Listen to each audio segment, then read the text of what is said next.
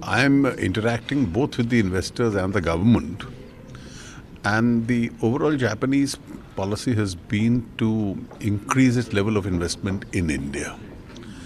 And we already have over 1,000 Japanese companies which have invested in India. Prime Minister Abe seeks to double it. And therefore, I would be meeting individually, also collectively, a large number of investors, also the key persons in the Japanese government.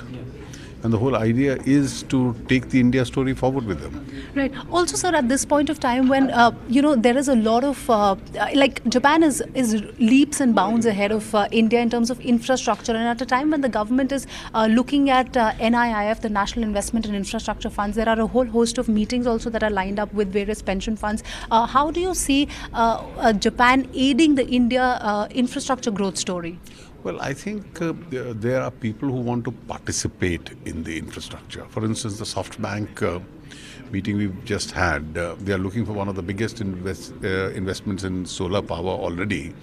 They've made considerable headway. They've identified the locations, and it will probably be one of the largest investments in those areas.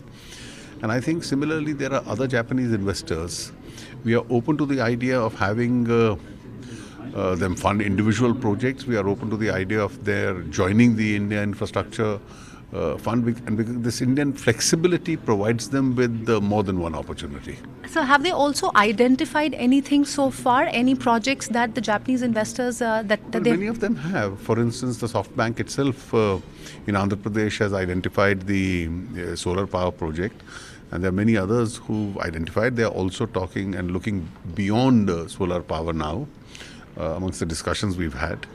So, you're also supposed to meet Osamu Suzuki, and at this point of time when there's a lot of policy uncertainty in India regarding the auto space, there is a ban on diesel car in 2 states, in Delhi as well as Kerala. Apart from that, I think the Indian auto sector is extremely comfortably placed. These are all transient things which happen.